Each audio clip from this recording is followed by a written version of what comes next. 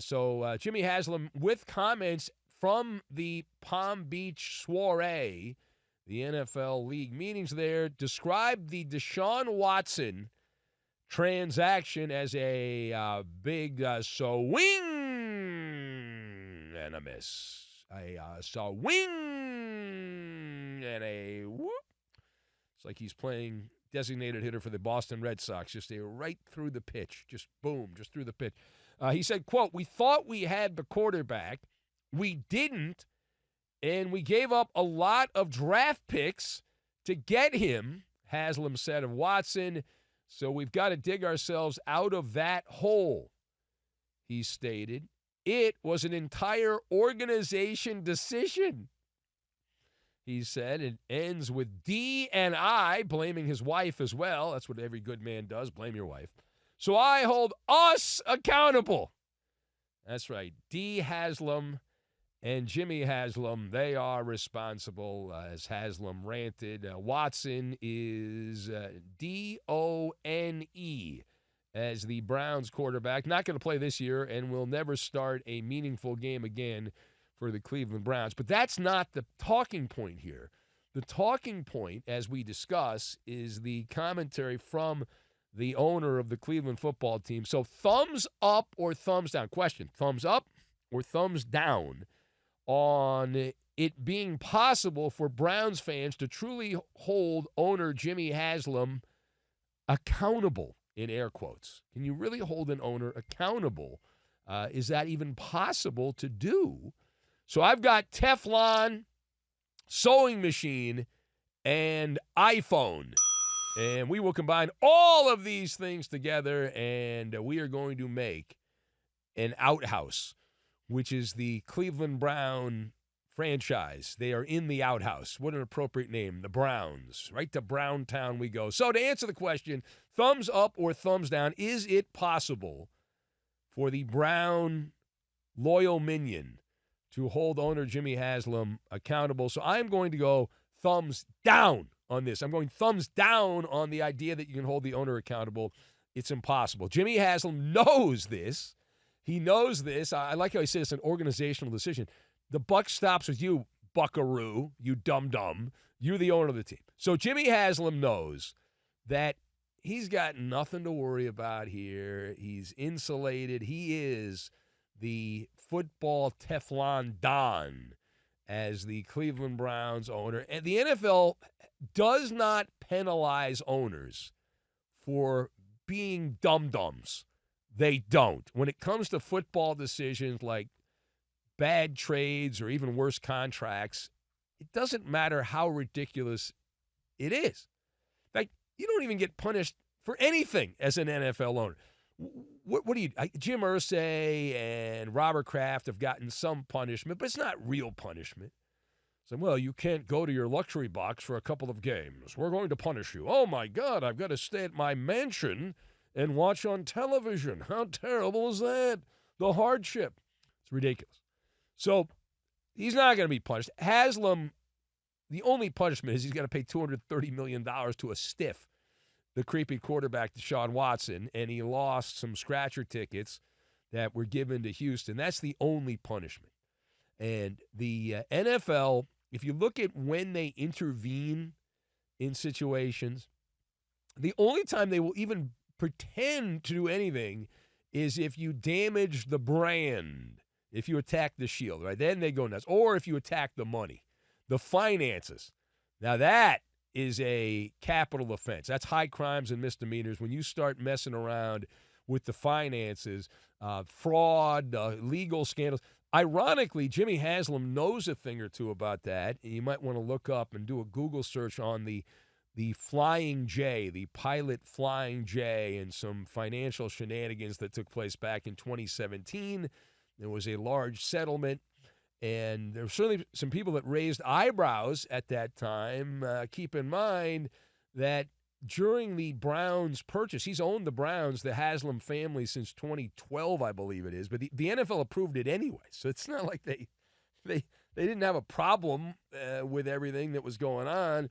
The Watson-related fallout, if there is any real fallout other than mean things being said on social media, He has not crossed in any kind of punishable territory, if you will. And the only way to really get back at ownership, and it's only happened a few times in my lifetime, is the A word, apathy. That is for a very loyal, passionate group of knuckleheads in Cleveland who live their life around the Browns to no longer care.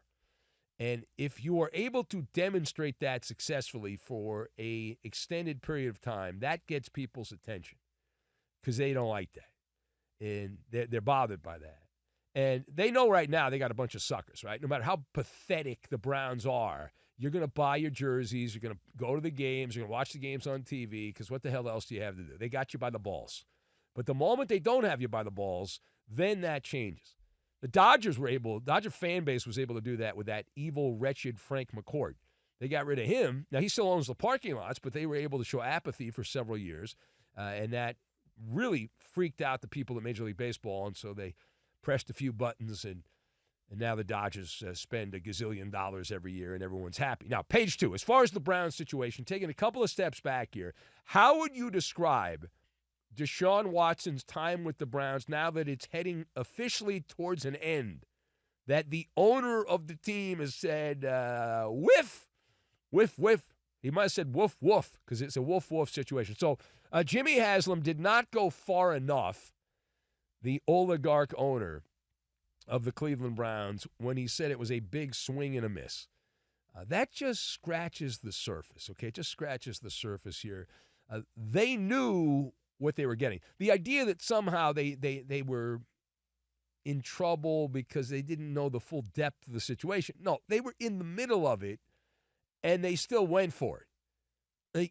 It was the Houston Texans scandal that the Browns wanted. They asked for it, and Watson was neck deep in it. He was neck deep in it in Houston, and the Browns still said, we want you. And they weren't alone. There were multiple teams. New Orleans and Atlanta wanted this guy also. The Browns actually thought they had won because they got Deshaun Watson, and it has turned out into a 3-alarm fire. Burn, baby, burn, with Deshaun Watson as the Browns quarterback. And Watson, a lot of people don't know this, but he's multi-talented. He's not only a terrible quarterback, but he's also pretty good with a sewing machine. As Watson pulled out the sewing machine, and he has stitched together a quilt of, limited availability. He's got that on the quilt there. He's got that. He's got subpar performance to terrible performance, check, check, and a lot of baggage, a lot of carry-on baggage, check, check, check, check. So he's got all that on the quilt. He's sewn that all together there. Since joining the Browns in 2022, Watson has played just 19 games as a starter in Cleveland over 3 seasons. Now, they play 17 a year. He's played 19 total in 3 seasons. He had an 11-game suspension, which was a slap on the wrist, the NFL looking the other way to the conga line. How about the parade of people getting checks? You get a check, you get a check, you get a check, you get a check. Everyone got a check from Deshaun Watson, the allegations. And so both 2023 and last season, injuries ended those years. He had a shoulder injury in 2023 and an Achilles injury last year, which is also going to take him out the next NFL season. And the actual performance, when he has played, Watson has been not only a quarterback, he has been god-awful with the Browns and just terrible. And so for now, the Browns, what do they have? They have Kenny Pickett, and that's not any good. He sucks also, and they're going to have to bring somebody else in. Carson Wentz or someone like that. Holy crap. Draft somebody? My God. All right, now, last word. We pivot from Cleveland to Minnesota. We go to Minnesota. Interesting comments from the league meetings from the head coach of the Minnesota football team. I thought these were intriguing. I wanted to share them with you if you didn't see. So Kevin O'Connell is the quarterback whisperer of the Minnesota football team, and O'Connell regaling the scribes and the pigskin media there with stories. He was asked about the Vikings' interest in Aaron Rodgers, and what did he say? So Kevin O'Connell said the reason that the Vikings had a little chit-chat with Aaron Rodgers was just a unique opportunity. Just a unique opportunity. It was not reflective, he indicated, I'm paraphrasing here, of any kind of concern at all for the young upstart J.J. McCarthy, who was drafted out of Michigan last year and is supposed to be the starting quarterback, and then he got hurt last year. So, are you going to buy or sell? Buy or sell Coach Kevin O'Connell saying that the interest in Aaron Rodgers, having multiple conversations with Aaron Rodgers, was not a knock on J.J. McCarthy. You can buy that or sell that. So we are going to sell. And if you buy it, you're full of hell. How about that? All right, so if you are, and this is the dimension I'm in. I realize we live in the multiverse, but in my dimension, as a neutral arbiter of pigskin justice, if you are completely sold on J.J. McCarthy, if J.J. McCarthy is your quarterback and that's your guy, you take your iPhone, you pick up the iPhone, and you go to the settings app. So you got to kind of scroll to the settings app. I don't know where it is on your phone. It's on the front page of my phone. So you go to the settings app there, and then you tap on a couple of things. You get the focus, okay, and then you click on the focus thing, and that way it's do not disturb. You don't even get the call. You don't have the opportunity to talk to Aaron Rodgers because you're not able to get the call. I'm sorry. I had focus on. I didn't receive any phone calls. That's it. Do not disturb. What do you want me to do? You shrug your shoulders and say that's it. But since they chatted multiple times, the Vikings and Aaron Rodgers, that is a dead giveaway. Dead giveaway.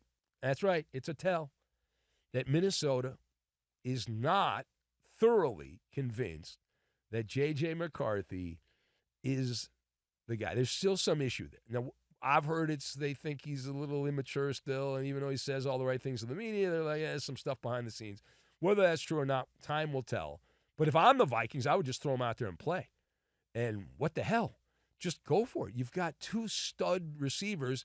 Even if he's got a few bumps along the way, better get that going right now rather than wait another year. What's the point in doing that? But there's definitely some kind of internal debate that has been taking place there for sure.